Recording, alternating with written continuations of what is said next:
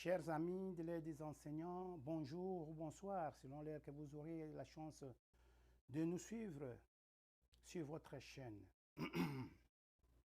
Nous vous saluons de partout et nous vous disons encore une fois merci pour tout ce que vous faites pour la croissance de cette chaîne qui est la vôtre. Merci pour cette appropriation, merci pour ces encouragements, merci aussi pour vos commentaires que vous ne cessez de nous donner des suggestions que vous apportez pour la croissance de notre chaîne. Chers amis de l'aide des enseignants, nous voici encore devant vos petits écrans pour parler encore de l'Afrique, parler encore de la République démocratique du Congo. Aujourd'hui, nous allons parler des droits de l'homme. Vous savez qu'il y a eu une conférence de mise à niveau, des conférences de revue mensuelle à Genève sur le droit de l'homme. Et cette conférence, la République démocratique du Congo était représentée par le ministre des Affaires étrangères qui était accompagné de son collègue, le ministre de la Communication.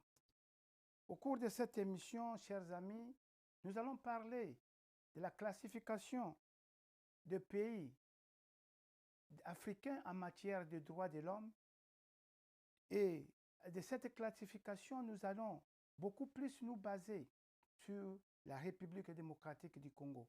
Voilà pourquoi au cours de cette émission, vous aurez à suivre dans un certain moment le ministre Mouyaya, ministre de la Communication, porte-parole du gouvernement de la République démocratique du Congo, qui a eu à parler un peu sur ces choses, ce point qui touche l'Afrique, qui touche le monde, qui n'est rien d'autre que le point sur le droit de l'homme. Le droit de l'homme en matière de droits de l'homme révèle, le droit de l'homme révèle un paysage complexe où certains pays émergent comme des modèles de respect des droits de l'homme, tandis que d'autres demeurent en proie des violations systématiques. Alors, nous allons parler de ces histoires, mais avant ça, laissez-moi vous donner quelques informations qui sont vraiment capitales.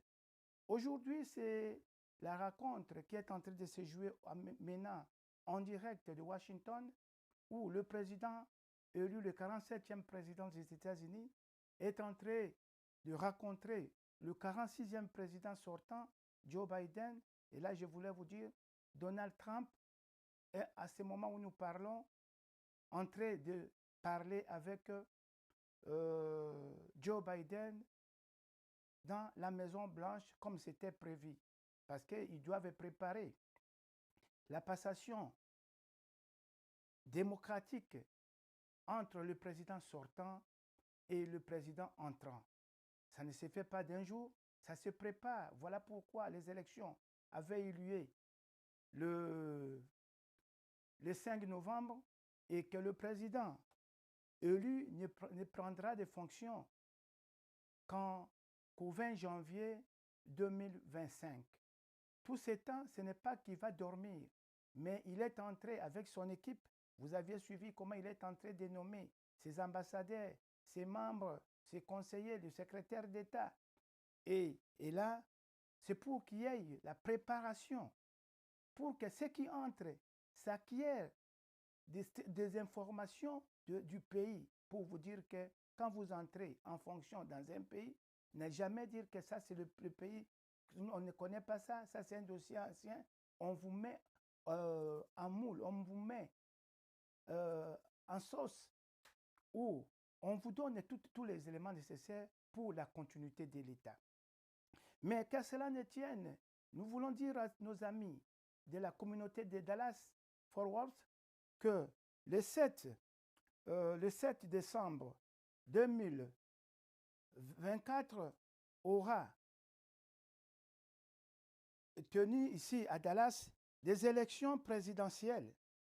Élections présidentielles. Le samedi 7 décembre, élections présidentielles entre les deux candidats retenus et convaincu, après avoir vérifié, après avoir fait la commission électorale, a fait la sélection des candidats, et aujourd'hui, la communauté congolaise de Dallas a des candidats, lesquels candidats seront mis en épreuve le 7 décembre 2024 sur 1104 Lucas Street, Irving, Texas, 75061. Donc, je disais encore, de 1104 Lucas Street, Irving, Texas, 75061. Et l'élection va commencer à 12h AM, non, PM jusqu'à 21h.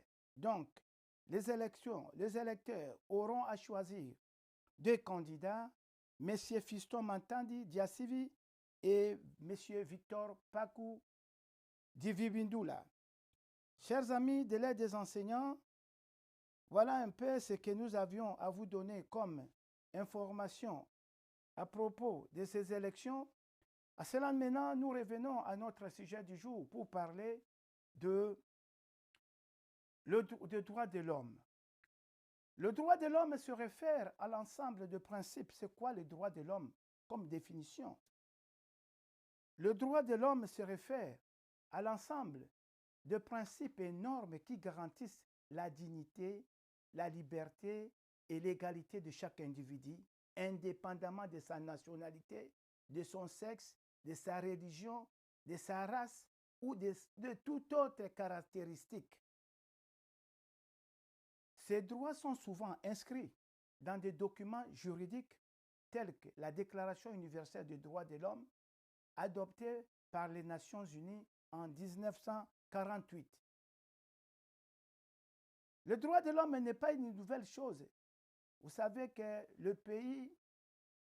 la plupart des pays ont été colonisés par d'autres. Et de ces colonisations-là, il y a eu beaucoup de bévues, il y a eu beaucoup de souffrances, il y a des gens, je prends dans le cas de la République démocratique du Congo, où les mains ont été coupées, je prends le cas des explorateurs européens qui venaient en Afrique, qui prenaient les Africains, qui les attachaient sur des chaînes pour les conduire jusqu'à les exporter aux États-Unis, à les exporter en Europe et comme ça, et les vendre même. Les vendre à ceux qui étaient restés au pays pour qu'ils puissent devenir des travailleurs, pour qu'ils puissent devenir... Ils ont fait des choses vraiment abominables. Aujourd'hui, j'apprends que la Belgique vient de reconnaître le mal qu'il a fait, les crimes commis en République démocratique du Congo pendant les temps colonial. Ce n'est pas seulement l'Afrique, la Belgique, mais c'est tous les pays européens qui ont eu à gérer, qui ont eu à coloniser les pays africains. Les Africains n'étaient pas respectés, les Africains n'étaient pas vraiment pris, les droits des Africains étaient bafoués. On prenait des enfants, on les séparait de leurs parents, on prenait des enfants, on les séparait, le mari, on les séparait de leurs femmes, et on tapait les parents ou le parent devant les enfants, on tapait les femmes devant leurs enfants. Ça, c'était une chose impossible. Aujourd'hui, la communauté internationale se met au devant pour dire qu'il faut respecter les droits de l'homme. Mais qui ont fait ces droits? Qui ont fait le mal? Qui ont abusé de ces droits de l'homme? Voilà pourquoi nous allons essayer de parler de ces droits de l'homme. Le droit de l'homme comprend quoi? Le droit de l'homme comprend des droits civils et politiques, comme le droit à la vie, à la liberté d'expression, à un procès équitable, ainsi que des droits économiques, sociaux et culturels, tels que le droit à l'éducation, à la santé, à un niveau de vie adéquat. Ici, nous voulons un peu mettre quelques points sur cette petite définition. Nombreux sont ceux qui croient que le droit de l'homme, c'est surtout donner la voix à la liberté d'expression, donner la voix aux politiciens, parce que la plupart de ceux qui combattent le droit de l'homme, ce sont les politiciens qui prennent ça comme cheval de bataille. Mais néanmoins, il n'y a pas que la liberté d'expression qui est comme élément primordial du droit de l'homme. Le droit à l'éducation, les droits socio-culturels, hein, le droit à l'éducation, les droits socio-culturels. Vous avez le droit économique, n'est-ce pas? C'est un droit. Faire le commerce dans son pays, c'est un droit. Mais ce droit est bafoué parfois par des politiques, parfois par les administrations, parfois ils exagèrent. On vous dit par exemple le droit à l'éducation. Vous allez suivre les ministres. Quelquefois ils parlent bien, quelquefois c'était de bévue. Parce qu'on ne dit pas que tout le monde doit avoir, nous devons avoir le même niveau de vie. Non. Mais nous devons avoir le minimum qu'il faut pour vivre. Nous avons le droit à la vie. N'est-ce pas? Cette loi, le droit de l'homme vise à protéger les individus contre les abus et promouvoir un traitement juste et équitable dans la société. Vous aviez suivi le ministre Constant Moutamba dire que la plupart des Congolais, 70% des Congolais vivent dans des contraintes impossibles. La justice est à double vitesse. La justice n'est pas respectée. Alors, ces mauvais traitements-là, il y a ceux qui mettent dans des prisons le droit à la vie. Ce n'est pas seulement qu'il faut être politicien pour chercher le pouvoir. Mais le petit peuple a besoin du droit à la vie. Vous mettez quelqu'un en prison, vous ne regardez même pas combien de jours cette personne a été incarcérée. Vous savez, ce qu'on utilise comme droit chez nous, c'est quoi? Non, la loi dit quoi? La loi dit que 2 jours après, si on n'a pas trouvé gain de cause, il faut que la personne soit emprisonnée. Et ils ont pris juste cette première partie. C'est-à-dire, quand tu es dans le cachot, tu as été interpellé 2 jours après, 48 heures, disons, après, on doit t'amener au parquet. Et le parquet, là, quand tu arrives, le parquet dit non, on n'a pas assez de place pour vous garder ici. Alors, on vous dit, on va vous mettre en arrêt provisoire. Cet arrêt provisoire, aujourd'hui, deviendra arrêt définitif. On sait quand on entre comme accusé, on a d'abord la présomption d'innocence jusque-là. Mais quand vous faites entrer quelqu'un au niveau d'une prison et que vous le mettez en prison, au lieu de 4, 5 jours, 1 semaine pour qu'il soit entendu par son jugement naturel, là, cette personne-là va en prison, mais il reste 1 année, 3 ans, 4 ans sans jugement. Et après, vous venez, nous devons désengorger les prisons, sortez.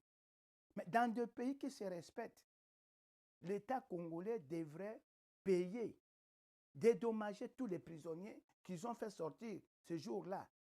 Oui, c'est bien de désengorger les prisons. C'est bien de désengorger les prisons. Mais il fallait. C'est bien de désengorger les prisons. Mais il fallait dédommager. Parce qu'il y a pas tous ces prisonniers qu'on a fait sortir ce jour-là, n'étaient pas tous, n'avaient pas fait le même bévue. Mais il y a ceux qui ont passé 3, 4 ans, 10 ans dans la prison et qui ont perdu leur état, qui sont devenus malades et on les a sortis comme si on sortait le brebis dans un enclos. Ça, c'est le sabotage du droit de l'homme. Ça, c'est le non-respect du droit de l'homme. N'est-ce pas? Alors, dans cette analyse, nous examinerons le bon et le mauvais éléments en matière de droits de l'homme en Afrique avant de proposer des solutions susceptibles d'améliorer la situation dans le pays le moins performant. Pour déterminer quels pays peuvent être considérés comme de bons élèves en matière de droits de l'homme, il est essentiel d'évaluer plusieurs indicateurs. Ces derniers incluent le respect des libertés fondamentales, comme liberté d'expression, la liberté de protection contre la torture, le droit à un procès équitable. Deux pays comme le Ghana, le Sénégal ont depuis toujours plusieurs années fait des progrès significatifs en matière de droits de l'homme, mettant en place des lois et des politiques qui favorisent la participation citoyenne, l'égalité des sexes et la non-discrimination. Vous ne pouvez prendre par exemple un pays comme le Rwanda. Le Rwanda, c'est un pays, un mauvais élève des droits de l'homme. Il arrête, il entasse, il tue dans des prisons. N'est-ce pas? Ça, c'est un mauvais élève. La liberté d'expression n'est pas la chose facile au Rwanda. La liberté d'expression n'est pas la chose facile au Congo-Brazzaville. La liberté d'expression n'est pas la chose facile dans beaucoup de pays, n'est-ce pas? Au Soudan, n'est-ce pas? OK. En République démocratique du Congo, cette liberté d'expression était vraiment un problème par le gouvernement passé. Mais ce gouvernement qui vient d'entrer avec le président Félix Tshisekedi, nous constatons un changement de la liberté d'expression. Nous constatons un changement de la politique. Bien qu'il y a beaucoup de choses que nous allons révéler au cours de cette émission. Il y a beaucoup de choses, n'est-ce pas? Le Ghana, par exemple, est souvent salué pour sa démocratie stable et son engagement envers les droits civiques. Tandis que le Sénégal a remporté des éloges pour sa transition pacifique du pouvoir et son respect des normes démocratiques. D'un autre côté, d'autres pays africains, comme je viens de vous le dire, tels que le Soudan, la République démocratique du Congo, l'Érythrée, le Rwanda, se classent parmi les mauvais élèves. Des violations des forces de l'ordre, l'absence de liberté d'expression, l'utilisation de la torture ne sont que quelques-unes des pratiques inquiétantes observées dans ces nations. En Érythrée, par exemple, il existe un système gouvernant autoritaire qui mène à des détentions arbitraires et à des violations massives des droits civils. La situation au Soudan a été marquée par des violences généralisées lors des manifestations pacifiques, illustrant des déséquilibres entre le besoin de changement et la répression gouvernementale. Alors, pour remédier à ces injustices, plusieurs solutions peuvent être envisagées. Alors, comme nous parlons de la République démocratique du Congo, parmi les mauvais élèves de droits de l'homme, nous allons maintenant à Genève, où les ministres de la communication et médias parlent de la République démocratique du Congo et sur le droit de l'homme, et on y revient. La première ministre Judith Suminwa, dans pratiquement tous les conseils de ministres, elle rappelle l'obligation du gouvernement d'être à l'écoute des corps sociaux. Parce que c'est des partenaires. Quels sont les progrès que nous n'avons pas faits dans ces secteurs? Regardez la taille du budget, parce que je crois, je n'assiste pas. Mais nous sommes à 16 milliards, monsieur le ministre. Attention, qu'est-ce que le bon est de 3000% et les salaires n'ont...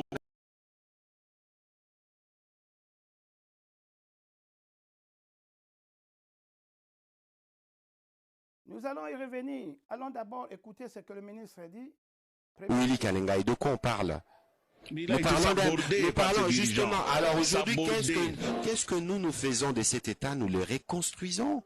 Vous avez compté le nombre, les nombres des bus ou d'équipements qui ont été donnés à la police? Quelle a été la dernière fois que cela a été fait?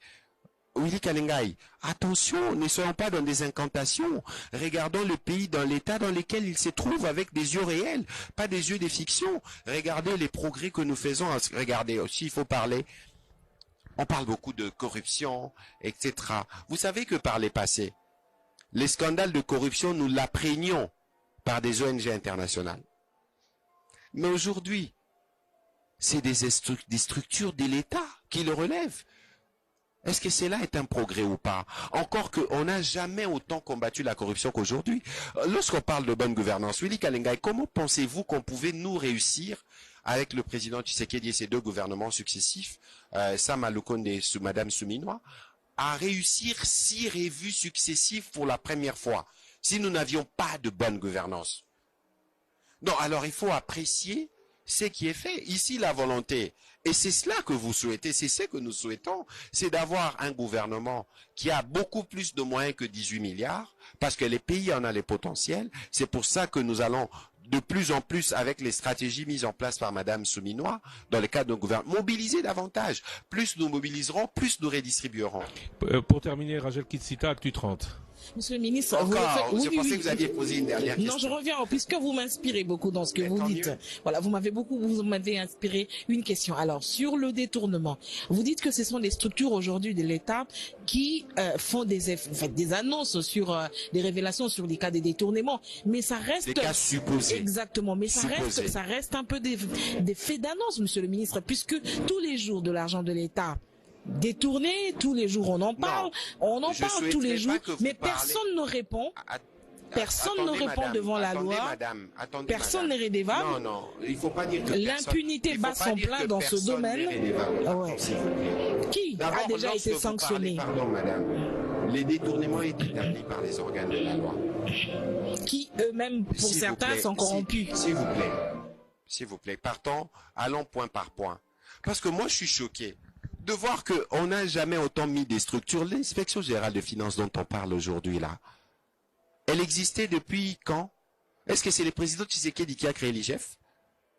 Pas du tout.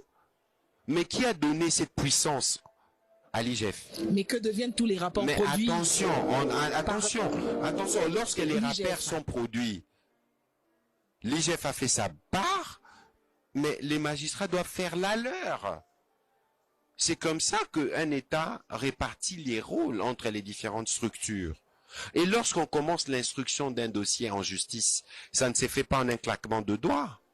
Les instructions judiciaires peuvent durer 1 année, 2 ans. Je suis pas magistrat. Monsieur le ministre Patrick Mouilla, merci beaucoup d'avoir accepté de nous répondre aujourd'hui. Alors, on a abordé tous les sujets, les félicitations du jury, encore que le Congo a fait certes des progrès. Il y a une recommandation qu'on n'a pas citée au cours de cette émission. Il s'agit de l'autorisation de l'avortement dans des cas spécifiques. On en a beaucoup parlé, et particulièrement la Colombie.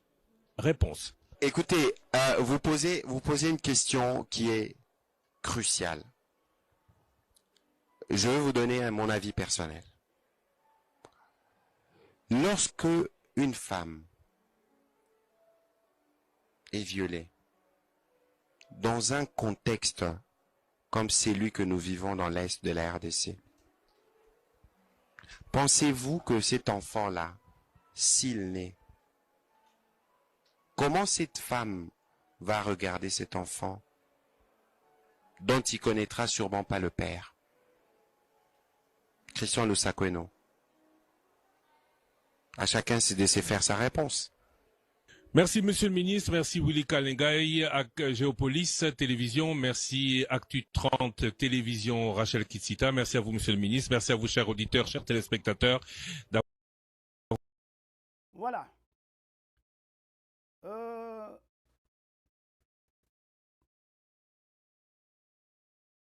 Oui, nous sommes là. Voilà, mais le ministre qui parle de droit, certaines choses, par exemple le droit à l'avortement, ça, je n'ai pas de commentaires parce que, quel que soit l'enfant ou qui vient comme lui, il subsiste, il a pris son côté des viols, que l'enfant qui vient du viol, comment il va faire? Pour lui, je crois qu'il ne s'est pas prononcé, mais pour lui, il autorise l'avortement. Mais le chrétien dit que le droit à la vie, c'est aussi le droit de l'homme. Le droit de justice, on a parlé, Madame Kitsita a parlé des détournements, l'inégalité salariale, les conditions minimum. Il y a de l'eau qui manque, il y a de l'électricité qui manque, il y a les transports qui manquent, le droit, tout ça, ça fait partie des droits. On ne cherche pas à être comme les ministres, on ne cherche pas à vivre comme le président de la République, on cherche à avoir le minimum possible. C'est-à-dire quoi? Avoir le minimum, être capable de prendre même un morceau de pain, être capable de boire même un verre d'eau. C'est ça le droit de l'homme. Le droit de l'homme ne se résume pas seulement quand on traite bien avec les politiciens. Le droit de l'homme ne se résume pas seulement quand on fait des élections.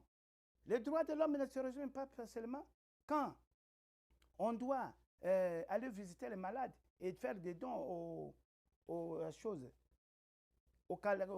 sinistrés. Le droit de l'homme, c'est mettre tout le monde à un minimum qui est nécessaire pour sa vie.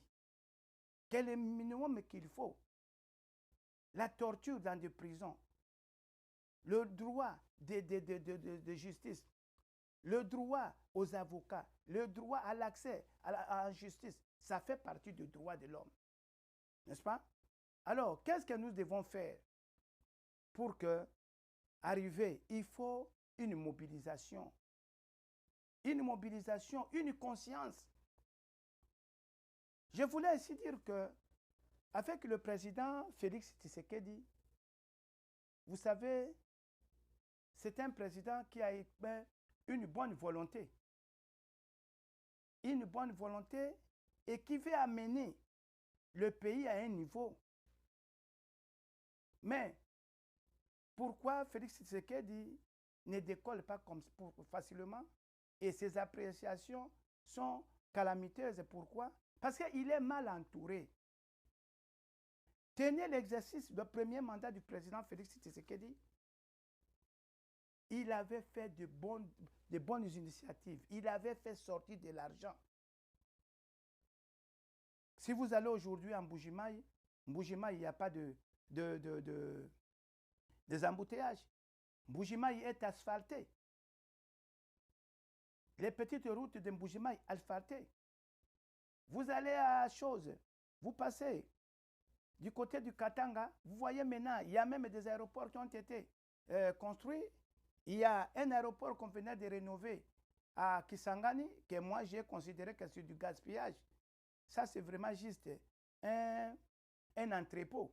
Ce n'est pas un aéroport digne de son nom, avec les montants qui sont sortis, juste pour faire le tarmac. Et l'aéroport est resté comme un entrepôt et on parle d'un aéroport construit au modèle international. De quel modèle international vous parlez de cet aéroport de Kisangani? De quel modèle international vous aviez utilisé? Donc, le président fait ses efforts et même au niveau même du pouvoir de l'opposition, l'opposition n'a plus d'arguments. L'opposition se concentre maintenant aujourd'hui à des injures en lieu et place d'évoquer des arguments pour aller de l'avant. L'opposition qui était presque morte, aujourd'hui l'opposition s'est réveillée parce qu'on a parlé ce soir de la révision ou du changement de la Constitution. Mais cette opposition pouvait se saisir pour crier du matin au soir quant à ce qui concerne la guerre de l'Est. Mais personne ne parle. Et il ne voit que non, on a triché les élections, non, on a fait ceci, non, détournement. Et quand il y a un problème de détournement, c'est ça que l'opposition passe au créneau. Au lieu de parler, au lieu de proposer, au lieu d'inciter le président à punir ceux qui sont de mal, ceux qui ont détourné, l'opposition se cache derrière la Constitution. Maintenant, nous allons faire des marches, nous allons inciter, et tout ça pour injurier. On ne construit pas un pays avec des injures. Le pays se construit avec des idées. Apprécier quand il faut apprécier, décourager quand il faut décourager et donner des arguments. Chers amis de l'aide des enseignants, voilà un peu ce que nous voulions dire. Entrez. Les organisations non gouvernementales doivent continuer à sensibiliser l'opinion mondiale sur les violations des droits de l'homme à travers des campagnes d'information et des rapports sur le terrain. Rapport sur le terrain. Nous devons également prendre l'initiative d'établir des lois nationales conformément aux instruments internationaux de droits de l'homme. Par exemple, l'adoption contre la torture et la mise en place de mécanismes de suivi peuvent favoriser un environnement où les droits humains sont respectés et protégés. De plus, le renforcement de la société civile est essentiel. Les jeunes et les femmes doivent être activement encouragés à s'engager dans des espaces politiques et à défendre leurs droits. Mais qu'est-ce qu'on constate en République démocratique du Congo? Les jeunes sont là. On prend les jeunes juste pendant la campagne électorale. Et quand la campagne est terminée, maintenant, ce sont les gros poissons qui se réunissent. Et ils se réunissent où? Ils ne se réunissent pas dans le banlieue. Ils vont chercher des hôtels de luxe pour dépenser l'argent, entrer et pour prendre ceux qui n'étaient même pas, qui n'avaient pas combattu, ceux qui n'ont pas fait la force du parti, qu'ils soient élus, qu'ils soient votés, qu'ils soient nommés. Donc, dans tout ça, il faut une éducation. L'éducation joue un rôle fondamental dans la promotion des droits de l'homme, n'est-ce pas? Les programmes scolaires devraient inclure des modules sur le droit civil et politique, permettant aux jeunes générations de devenir des défenseurs éclairés des droits humains. Des formations sur la sensibilisation aux droits des hommes et des femmes, sur la lutte contre la discrimination peuvent engendrer un changement culturel indispensable à long terme. Quand on était à l'université, nos amis de la faculté de droit, ce sont là qui nous apprenaient, ce sont ceux-là qui nous apprenaient le droit, qui défendaient le droit. Mais les universitaires d'aujourd'hui, vous êtes où? Votre chaîne est ici. Passez, commentez, donnez-nous et informez, sensibilisez vos amis, vos collègues et surtout les élèves à faire du bon droit, à faire la sensibilisation du droit sur l'harcèlement, sur la corruption, sur la torture.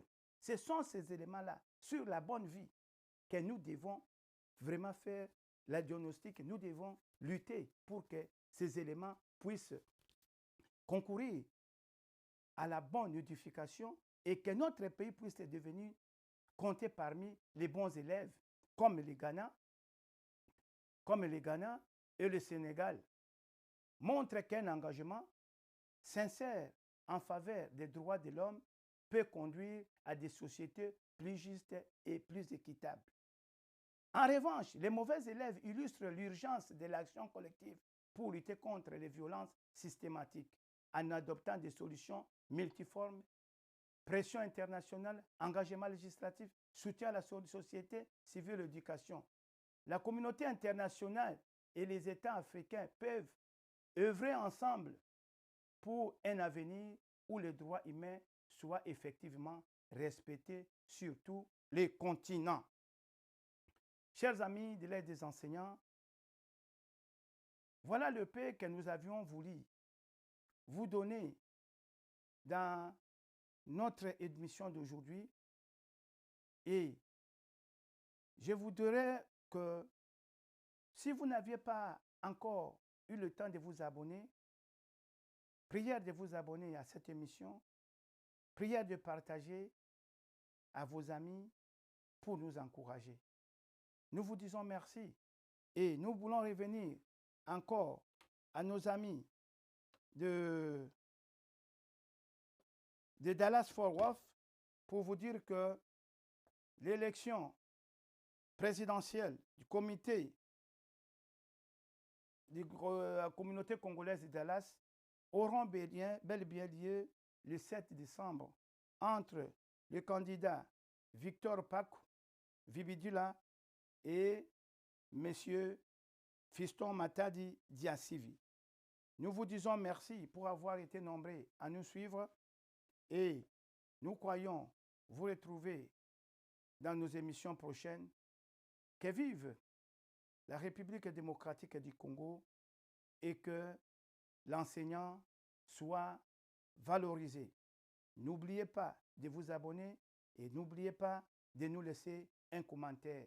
Nous sommes là pour vous et nous allons continuer à vous servir. Merci et à la prochaine.